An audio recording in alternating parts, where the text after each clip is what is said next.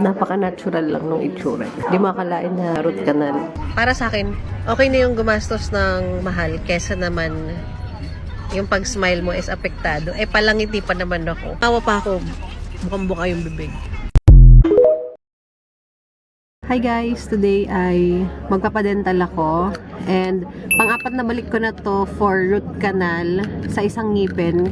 Kasi yung last 2 times is hindi namatay lahat ng nerves. So medyo inano nila. Yung parang inano pa yung sa loob. Medyo parang may pangingilo. And dito pala sa Japan, parang mas matagal yung process nila ng pag-ayos ng ngipin. Unlike dun sa atin, madali lang.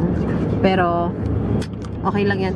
Hopefully today, malagay na yung ceramic sa ngipin ko. So yun yung metal. And then yung ceramic naman. Ayan. Mas maganda siya. And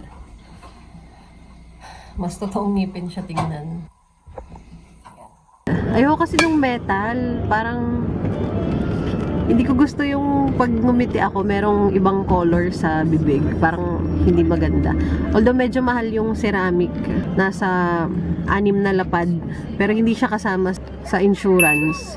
So cash siyang babayaran.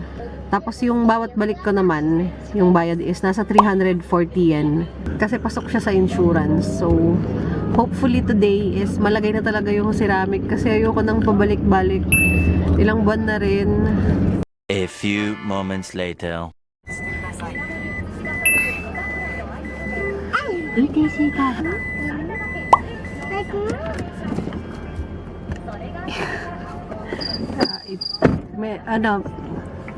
Medyo manhid pa yung dito ko.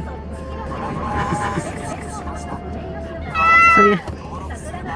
Iba yung itsura ko. So, nilagyan ako ng anesthesia. Bale, babalik pa raw ako ng 2 beses kasi gagawan pa raw ng mold. Pero meron na siyang base sa loob. And first time ko makita yung mukha ko na merong anesthesia. Hindi ko siya maramdaman masyado. Wala talaga akong maramdaman dito. Kanina nga nung pagmumug ko, lumabas pa yung water sa bibig.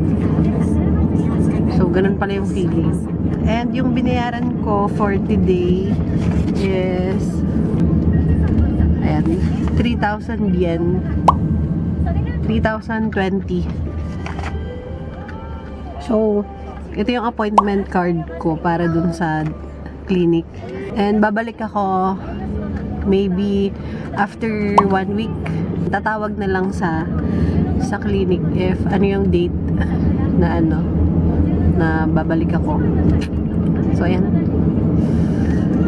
Siguro 2 hours tong ganito. Grabe, ang tigas. Tsaka ang lamig ng balat. Hi! Wala akong maramdaman.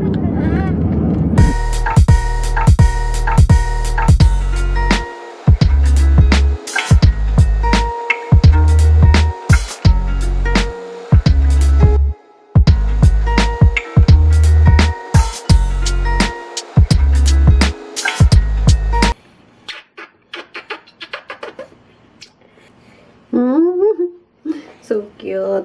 Natutuwa ako kasi maayos na rin yung ngipin. So sa last part ng journey ko sa pagpapaayos ng ngipin is i-vlog ko para ma-share ko naman sa inyo yung personal experience ko sa first time kong pagpaparoot canal sa buong buhay ko. Ang totoo, wala pa akong na-root canal na ngipin, and sa buong buhay ko and dito sa Japan, first time ko talaga. So, ayan.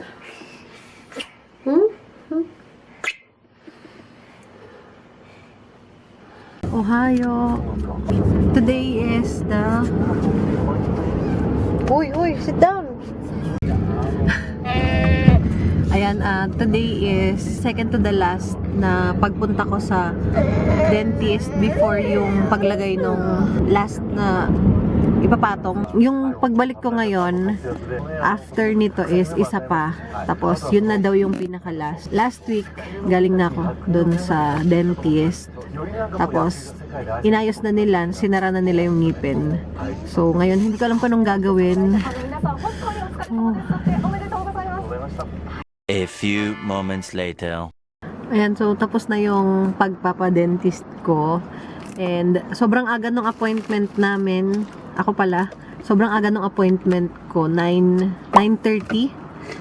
And ang nangyari, kinabahan ako kasi akala ko may injection na naman. Pero walang in-inject sa akin. Parang sinukat lang yung pinaka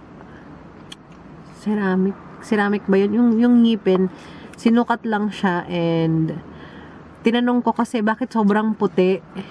As in, super white siya na parang tiles yung yung niya, yung color. Tapos sabi nung dentist, hindi raw yun yung final na color and lulutuin pa siya.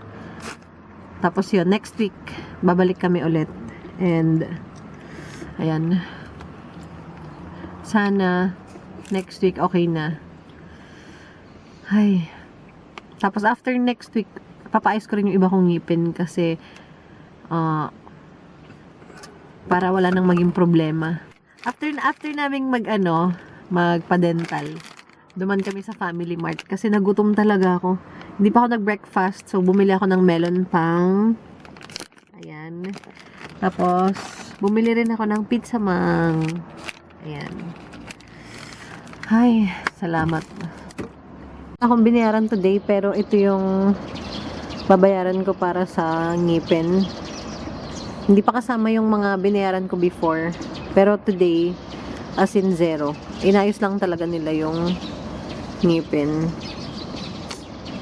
So, maybe next week, kailangan na siyang mabayaran.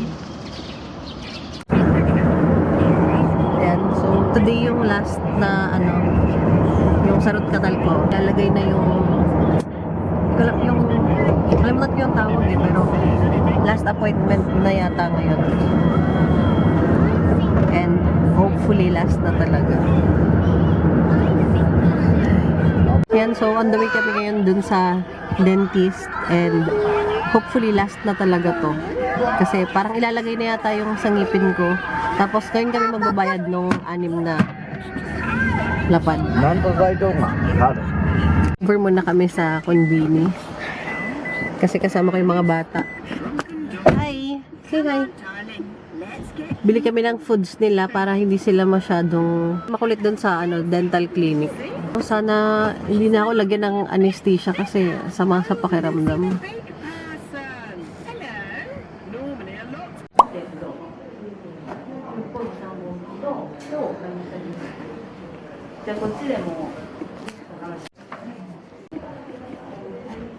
Ayan, so sobrang bilis. Ang ganda kasi o yan, napaka-natural lang nung itsura niya.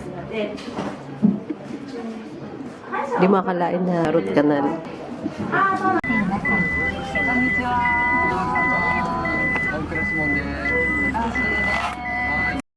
Hi everyone! So today is kakatapos ko pa lang magpa-root canal and inabot siya ng ilang buwan. Siguro 4 na buwan.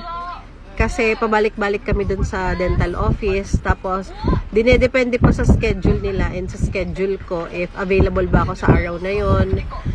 And, yung mga araw na pupunta ako dun before, walang masyadong binabayaran. Siguro 500 yen or yung iba naman, libre lang. Tapos, ngayon is 6 na lapad yung para sa ceramic. Mas maganda to kasi white lang. Yan. Hindi masyadong halata. So, nakauwi na kami and okay na lahat after ilang buwan. Natapos na rin yung pagpaparot canal. And yung final talaga na binayaran is itong 6 na lapad. As in, sobrang mahal niya para sa isang ngipin. Pero okay lang kasi makaka-smile ako na hindi halata yung pagpaparot canal ko. Unlike nung isang klase, merong silver sa bibig ko. Hindi ko gusto yung ganun. Gusto ko lahat lang puti. And nagtanong na rin kami kung magkano yung pagpapaayos ng iba ko pang ngipin. Pero hindi nila binigay yung price kasi ibibigay yung price at the time na inaayos na yung ngipin ko. Pero satisfied ako sobrang satisfied ako sa pagpaparot canal ko. Although nakakapagod lang yung pabalik-balik. Pero ganun talaga yata dito sa Japan kasi yung friend ko is ganun rin siya, by appointment din. Hindi pwedeng isang balik or 2 balik. Inabot din ng ilang buwan. wala tayong magagawa sa ganun. Pero, ayan, that's it. Sana nakatulong ako sa mga gusto magpa-root canal dito sa Japan. Ayan, so kung may tanong kayo, DM nyo lang ako sa Instagram and doon tayo mag-uusap. So, thank you for watching. See you on my next vlog.